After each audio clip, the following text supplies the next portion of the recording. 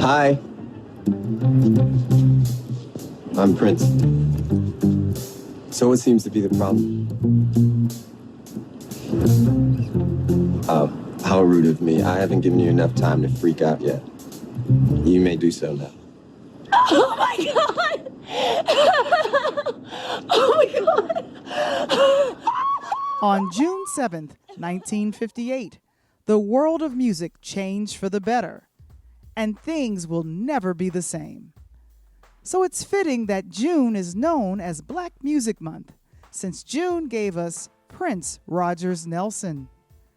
This artist, who at one point was only known as the artist, reclaimed rock and roll from the sonic whitewash of commercial radio of the late 1970s and the early 1980s, and brought it back to its iconic roots, blending elements of Richie Havens and Little Richard, Jimi Hendrix and James Brown, with something the world had never seen.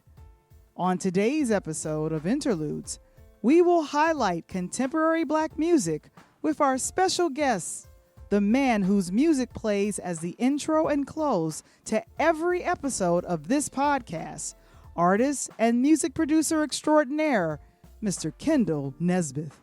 Today, we'll also hear from Parrish P. Dub Williams, host of the Music Talk podcast, It's Like That, on contemporary artists who have undeniably been influenced by Prince, like her.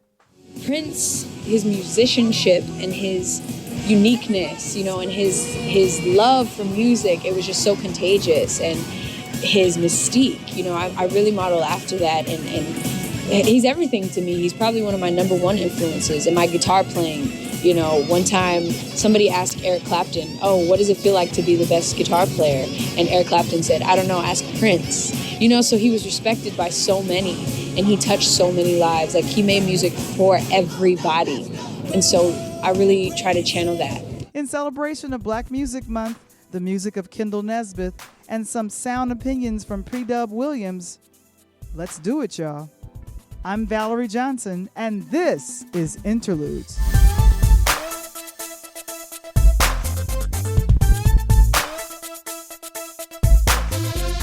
Interludes, a pure Lighthouse production. We would like to thank our local title sponsor, A1 Pest Masters, for all your exterminating and pest control needs, for supporting Interludes. This episode is brought to you by our national sponsor, Mighty Good Men, a virtual Father's Day event on Sunday, June 20th. And now, all the way live from the south side of Chicago, give it up for your host, Valarie Johnson.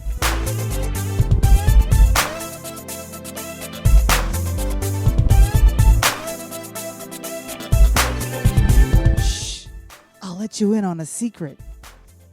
The secret sauce of this show is its music. And the man behind the music you hear each week is the very talented producer, Kendall Nesbit. With his new single, Show the World, Kendall is stepping into the spotlight and up to the microphone to express himself. This is Valarie Johnson, and welcome to Interludes. It's so great when we welcome back a friend to the show.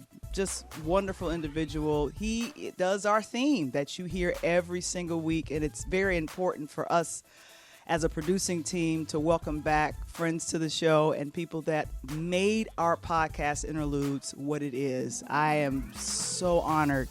He is back, Grammy-nominated, talented singer, writer, producer. He's got a new song called Show the World. Welcome, my family, guys. Oh, yeah. Kendall Nesbit. How you doing on today? Pretty good. How about you, cuz? I'm doing great. Oh, my God. I'm so proud of you. I just love it when it's a family thing, I This know. I know. It's wonderful. June is Black Music Month. This is probably the perfect time for you to do a release. And for years, you have been guiding you've been the guiding musical force behind some very chart-topping artists and great, musicians for the last couple of decades. And now you're stepping into the limelight for the first time in your musical career. Is that correct? This is my first release. Yeah. In releasing your new single, Show the World, what significance does this release represent for you personally and professionally? Personally, it was so many people didn't even know I could sing. I had buddies hit me online and they were like, "You sing?" They saw a clip or whatever. And I would work with artists all the time and they'd just be like, why don't you do your thing? Like, when are you going to do? And they would kind of look at me crazy, like, why are you not, doing anything? And I think I got comfortable and somewhat complacent, just being in the background. I'm still doing music, but, it's like, you got a gift and you should use it. You should put it out there. So I always had it in the back of my mind to do. And I think procrastination and year after year. And I said, this year, I will not let another birthday go by without putting it out. And you all have heard it. Some of the family heard it. And even you were like, what are you doing? Cause like, get it out there, so. Yes. Yeah, so personally and professionally. And I look at it like, there's always a message or an undertone in the music anyway. So looking up to some of the forefathers, of course, Stevie Wonder and Lionel Richie, or, Charlie Wilson, or Curtis Mayfield, Sam Cooke, the list goes on and on, Whitney Houston, Aretha Franklin. It was always I always had a story, and I'm always writing. So, there were always songs. And of course I would sing on the songs that I'm writing, and it's like, well, just kind of put it out there. So. Yeah, I know. And I don't know if you remember old movies that would come out that would talk about, well, we don't want people to do a message a song, something that's got something to say. And I remember Marvin Gaye, when he did What's Going On, there was a lot of pushback at Motown for him. Yeah, controversy, pushback. And recently Her won an Oscar. Not an Oscar. She won an Oscar, but she also won a Grammy for I Can't Breathe. So do you believe that music with message, like I believe Show the World, it's got a message to it. Yeah. Do you believe that is the trend, or you believe that this is good for music to have a message? I think you should write from your heart, write from your experience, and Show the World for me. While I'm almost encouraging myself, like, you know how you have those conversations in your own head, can I do it? Am I good enough? Do I have it? What have you? And sometimes you just got to jump out and do it. Like the whole Nike, just do it. You just have to just jump, leap, take the, climb the invisible stairs, as they say. So as it was encouraging me, I felt like, okay, hopefully others get the message too, to say, hey, you know what? Whatever I've been sitting on, whatever idea, whatever dream, passion that is inside, just do it, So that's what it means for me. Wonderful, yeah. And during the pandemic, many musical artists I've interviewed are really looking forward to live performances again. And I know you went on tour with some of the artists that you wrote with. And in fact, we had one of our college buddies from the show. She's a friend to the show. She just performed over the Memorial Day holiday. And promoting this single, is there any shows set up for you to perform either virtually or live? So we just opened back up with the band that I work with. So we're doing some shows, little by little, of course, restrictions and everything. So first thing I'm going to do is like an online listening party and a performance. So that'll be coming up in another 2 or 3 weeks, and just start it off there. My invite. Of course. And then I have some friends that are promoters, and they have some local spots. So I'll be bouncing around in and out of the city just to kind of, do the whole marketing, branding aspect of it, or, kind of getting the buzz out there. So I'll keep you posted on what's coming up. Right. And who's helping you as far as marketing and branding? Because I've saw some really great posts on either Instagram, and are you a Twitter person or no? I saw it on Instagram. Not as much, a little bit, but not as much. So mostly Instagram or Facebook. So yeah, I'm just playing around, learning stuff. Of course, who's helping me now. Tiffany is behind and making it work. She's like, let's do it, get the website going. So she's helping, and we're just playing with it and messing around and seeing what we come up with, From your view, because I feel that you are a musical professional, definitely can advise anyone when it comes to this profession. And you even mentioned it in Show the World about this business, music business. How has the pandemic changed the music industry as a whole? Well, I think in a few ways. One, just understand, okay, so I look at it like there was a time period where being on the road, being in front of a crowd, performing, it sort of shaped what you thought your identity was. And I know a lot of folks that went through a real low period, and it's natural because you want to connect with people, you want to hug, you want to, you know, kind of have that fellowship. And it was really tough when it dropped, because music is a universal language, you know, and you share so much, and there's like a spiritual uplifting that happens in it. So it was a real downer, but I think it allowed us to kind of go within and take some probably much needed time, because you're always busy, always moving around, to just go within and you know, really dig in and kind of recreate and see what the future holds. And so that helped. A lot of us had to pivot business wise, you know, just to make sure you can survive these times, you know, kind of having multiple streams and not just necessarily depending on one part of it. So it was a shift. It was a definite life shift. Yeah. And did you find yourself writing more during the pandemic? Writing more, yeah. A bunch of, I mean, Tiffany, my wife can tell you, I'm in the middle of the night, I'll get up, I keep a phone or a recorder next to me. I'll go in the closet so I'm not disturbing, and then I'll come down and finish it here in the basement. But yeah, definitely writing, and writing songs that, I have one, I won't give it away, but it's a song that I've been messing around with for about 2 years. And the song is titled, Death is a Part of Life.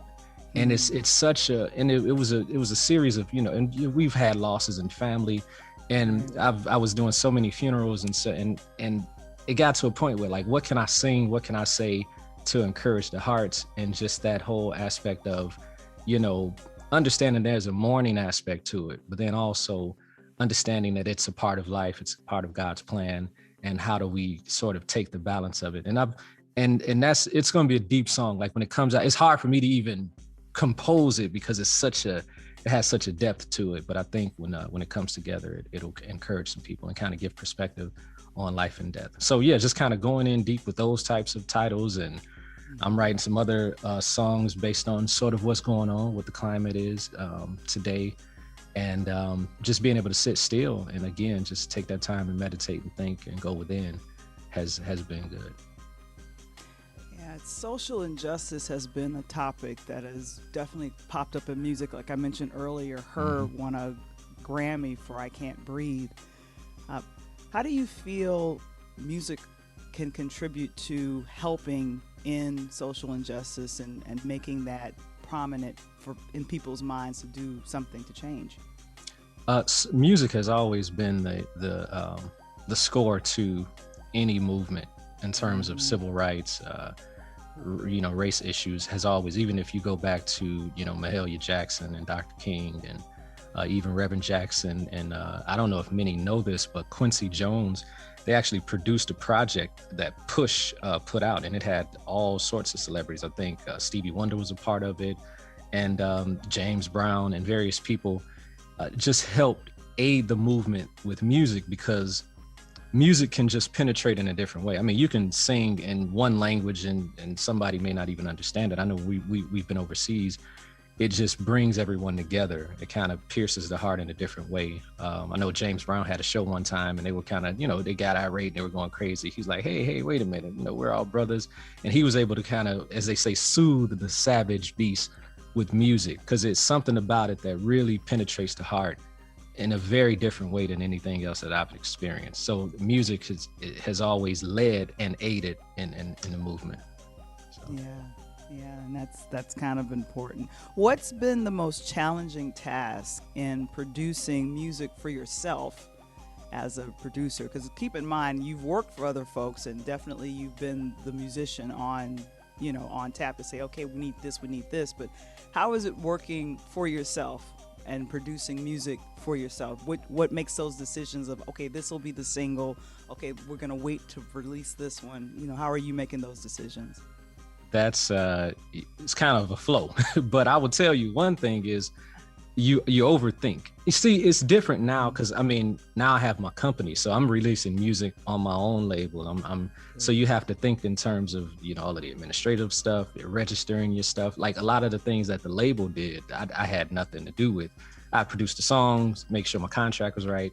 But now when you're doing it yourself, you know, there are some things that you really need to think about. And then luckily I have a great wife that helps me with that kind of stuff, and, you know, kind of building a team, trying to get the kids involved. But I think one thing is overthinking, because when you're a producer and a creative, you could sort of just overproduce or but sometimes you just have to let it be, you know, and just put it out there. So I've learned not so much when you're hired to produce, it's sort of like, okay, that is the focus, and you need to make sure. And of course, you don't want to put anything out that's not as perfect as you can make it. But then sometimes you just have to let it go and say, hey, you know, let it be, let it do what it's going to do. And some of the things you may not think, I know Diana Ross, her big hit, she didn't even think it would be a big hit. She's like, this song sucks. I get Barry Gordy say she didn't even like the song, and it ended up being like a #1 hit. So you just never know. So I think, you know, just not overthinking it is one aspect. And then the business part, which a lot of creatives, and I do want to say this, we think of the business aspect as not being creative, but marketing is creativity. You know, it's just a different arm of it. And so kind of turning on that brain in terms of how you get it into the marketplace, what the brand looks like with the logo. I mean, I'm going through things that I never really had to. I've been in the meetings and I've been kind of behind the scenes watching it play out. But when you understand the science to it, and sometimes you get it right and sometimes you don't, but you just keep going. You know, if you fail, okay, get back up and try it again, you know. So it's been a cool journey. Yeah, wonderful. Have the kids heard the single? What did they think about it? So they heard the whole album actually, and they were like, Dad, what are you doing? Like KJ, it's funny because probably about 2 weeks ago he came down and we had like a listening party, and he was like, oh my God, this is taking me back. He's like, this is like that R&B, you know, that stuff. And they love like old school, what we call old school music, you know, like 90s R&B, the early 2000s. Yeah. So they was like, it kind of has that feel. It's got a current little edge to it, but they like the essence, you know, that they hear in it. So they were very encouraging, like, put it out, like, you know, they're excited about it. So yeah. Oh my gosh. So it sounds like your entire family is cheerleading, and I know your mom is cheerleading. Of course. Yeah. Of course. And well, I get it from her. You know, she was directing and singing, and she played a little bit too. She's like, I wish I would have stuck with it. So music, I got it. That's a family thing. So yeah, absolutely. And she had the first copy, and she's been like, when are you going to put it out? And it's timing, you know, you have situations, deals fall through, things happen. And now's the time. And I'm glad I did it. I'm doing it now because, you know, much like Prince said, you own your masters. It's sort of like, well, I own me now. So even, you know, connecting to a major and doing a deal, I'm coming in owning me, you know, owning my masters, having my own company. And then it's more of a partnership versus you just kind of get an artist deal. So it's very different. Wow. And like a lot of people that have an interest in music, what you just said is education to them. So that is wonderful information, and hopefully people can go away knowing that you can be in your business for yourself and Absolutely. Be creative and create what you're doing, which is great music. So I know you just mentioned the full album is coming. When will this drop? And if people wanted to show the world, where would they go? So they can go to my website, Dante5 Music. So Dante, Dante, the number 5, and then music.com. So they can go to the website. It's on all major platforms. So iTunes, Spotify, Apple Music, Amazon, some I haven't even heard of. I'm like, okay, my online distribution company just sent me this list. Like, so basically it's everywhere. If you put in Kendall Nesbit, KENDALL NESBITT, show the world, you know, it can come up. So support, download, you know, stream it. There's so much coming up. This is just a teaser. So to answer your question, when the album is coming out, I'm trying to take the steps to sort of do the teaser, do the build it up, you know, okay, right. Here's a single, I may do a second single, and then kind of feel it out to, as to when I'll release the whole album. However, it will be this year. So I don't know that I'm going to let the season or the fall, I'm not going to let the year pass without putting the whole album out. I can guarantee you that.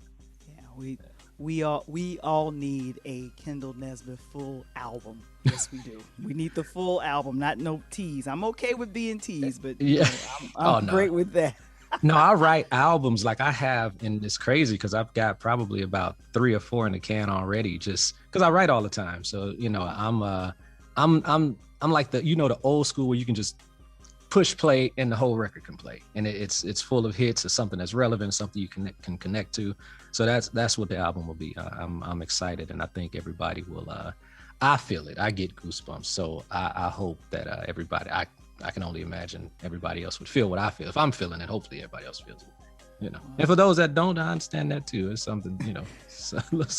Everybody has their, their opinion. When your next single comes out and or the full album, you come right on back here and promote, and we will get you back on. Michael and I would love to have you on to talk about it, because like I said, we are very appreciative of you giving the theme music for Interludes. And like I said earlier, anytime I need to get hyped to work on this podcast, all I have to do is listen to the theme.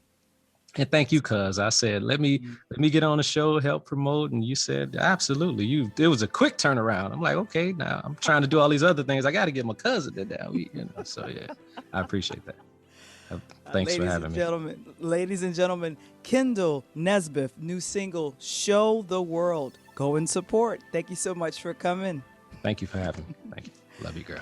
I'm Valarie Johnson, and this is Interludes. Here's the new single, Show the World, by Kendall Nesbit. Good evening, ladies and gentlemen. This is the second phase to the first situation. Hope you all enjoy the sounds that you're about to hear. I just want to change it up a bit, give you sort of a variety, I want to inspire your mind, man, hit you on every level. So listen. Oftentimes we go through life not really understanding our purpose, And this is just a simple song to say, go ahead, man, flex your muscles, show them what you can do, and I promise you'll feel better if you do it. I'm a living witness. So here's my story, and if you listen, I'm gonna tell you. Here we go. You ready? All right. Here it is. Been in the background for a long time. Now it's time for me to share what's on my mind. Got a lot of music and it's in my head. Make a classic record like Curtis Reddy's dead. I'm not gonna be afraid to let go and reach out to the vision that will take me away and see now show the world what I'm really made of. Yeah, you say I'm ready to show the world what I'm really made of. Chicago-born but Atlanta-based Parrish P-Dub Williams, host of the It's Like That podcast, focuses on the world of Black-created music from gospel and R&B to jazz and classic hip-hop, is here to celebrate Black Music Month with me all month long. It's Like That can be found on Anchor FM, Spotify. But you can hear P-Dub right here as we discuss the legacy of Prince and P-Dub's favorite contemporary music artists. Hint, we've already heard from one of them. It's hard for me to sometimes just pinpoint which album or which artist or which people are great. When people tune in to It's Like That, when they listen in on with your podcast, what would they be getting a taste of? How would they be entering into the mind of Parrish P-Dub? What would they hear? What would they expect? So one of the first things, my very first episode, I kind of gave a little background on myself and, talking about my growing up and, Calvary and high school and college and church and, my parents, my family and their musical abilities and stuff. So where I am, this parish is literally a composite of all those things together. So what I try to do is convey what I love, and I love music. The thing I want to show people is that, music is definitely multifaceted. You don't have to stick to, because most people just associate me. People were very surprised when I started doing the music challenges, because most people associate me with church. Because I know a lot of gospel music. I do a podcast on gospel music alone, literally. But I wanted them to show, to see that I knew a whole lot of R&B, and especially classic. So the thing I wanted to make sure I did was not make it so one-dimensional. I wanted to show people that, music, especially Black music, nothing against my brothers from across the pond. Everybody has a place in that piece, but Black music just has a special place for us because I think the thing is, soul music in particular definitely is part of who we are. You know, you don't even have to be a quote unquote singer to feel soul music. Right. A soul singer is going to make you, they're going to make you feel a certain emotion. They're going to make you tap into it, whether or not you really mean it to do it. Soul music is going to make you tap into certain emotions, depending on the song, depending on the genre, depending on, you know, if it's an up-tempo or slow tempo. It could be an up-tempo song. You can get in your feelings about it. I've experienced that on several songs. So it's just, you know, I think it's just the thing of me just showing people that I really, really had, this is definitely my passion. It's something I love. And, you know, the artists that I spotlight are artists that have definitely made an impact on me as a singer, as, you know, someone, a lover of the arts. Just in general, this is who I am as a person. Here's what I'm wondering. A lot of people, I think, feel the way Valarie does, because I think I can speak for her on this, is that there are a smaller and smaller number of artists who are making this type of timeless music. Agreed. And it's harder to find it. Agreed. And when you do find it, you know, you appreciate this. Like, this is the, you know, you mentioned Georgia, like, this is the most delicious peach you ever had in your life. Like, you never had a peach before. This is the most delicious peach.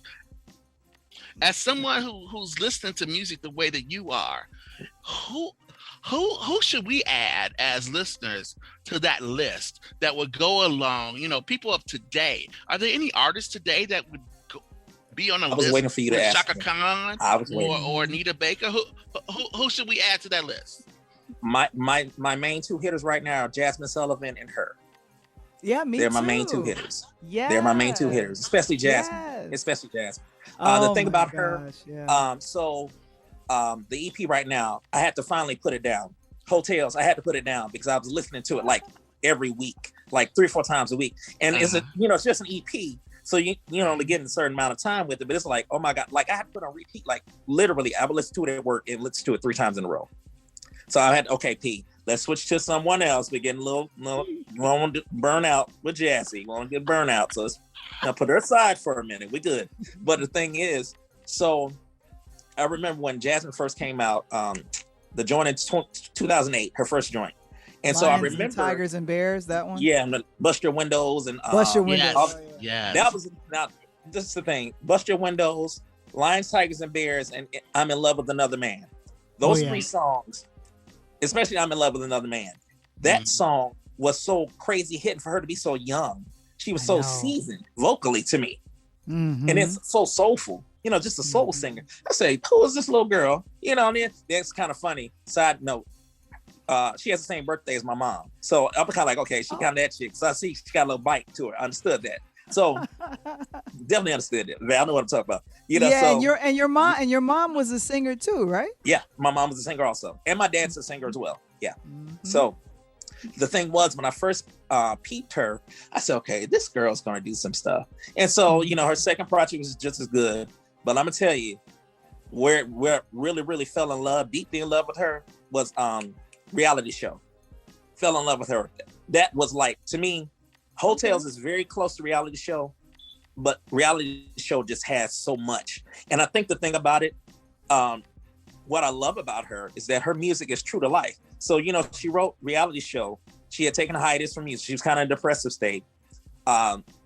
She was sitting at home and she said all she was doing was watching reality shows. So she started penning the music for that whole project just off of her experiences watching TV. So if you listen to the themes in the songs, they're all familiar because they're all literal reality show themes.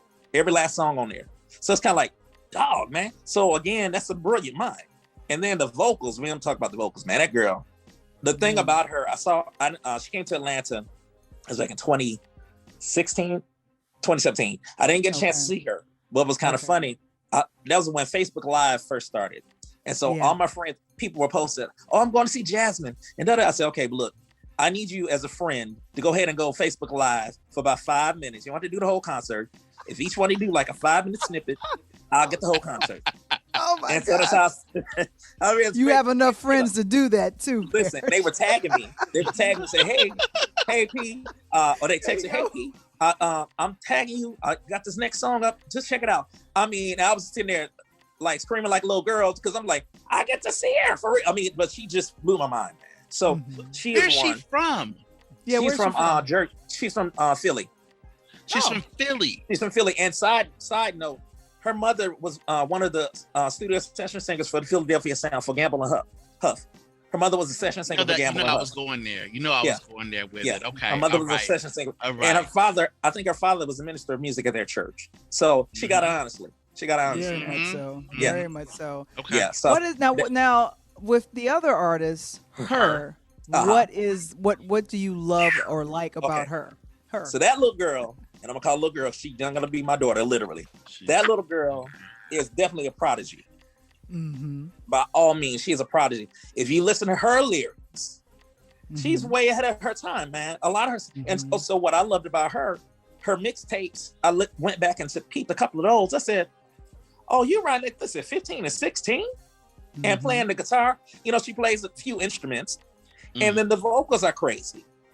And then I love her ear. So, on Jasmine's new thing, she and Jasmine do a duet on Jasmine's EP. Okay. Called Girl Like Me. Let me tell you something. So, again, two brilliant minds coming together, and the way they freestyle off of each other is crazy. If you get a chance, go. They do a live version of it on it's on YouTube, but they do a live version of Girl Like Me. And I love that version, and I love what's on the CD or the EP rather. But I love what they do live, even when I love what's on the EP. And you mentioned her, and you mentioned her as a prodigy. I'm going to mention who she reminds me of, and his birthday is coming up next week. Yes, ma'am. I know exactly where you're going. You know exactly where I'm going with this. I said the same thing when I first heard her. Yeah, there we have it. Listen, let me tell you what got me. The first time I saw her, any video footage of her, she had the sunglasses on. And she was holding the guitar. I said, "Oh, she's a Prince chick all day." I said, because I used to kind of think the same thing about Janelle Monáe when she first came out. I kind of thought that got glimpses of that from her. But she takes it a step further. She takes it even a step further than Janelle. But I'm telling you, those two, but Jasmine and her, I can definitely see them having a mainstay in the industry, because the thing I love about them both, they're kind of in their own lane. They aren't really regulated by any label or whatever. They're doing their thing, and they have a huge following on both instances. We'll be hearing more from P-Dub throughout the month, and next time on Interludes. It was an outlet for me, and that was what led me to write the book of poems, but also it opens me up to everything else that I started seeing around me as well. So I started noticing flowers, I started noticing trees. I can see life lessons in all of those. I was able to capture them in poems. Straight out of London, poet and proud dad Andrew Boyd, author of Birchmire, discusses his new collection of poetry and life raising girls.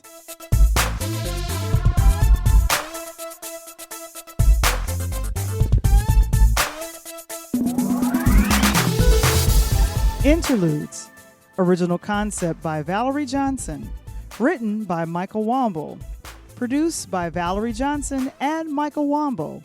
Original intro and outro music produced by Kendall Nesbit. Interludes, a pure Lighthouse production.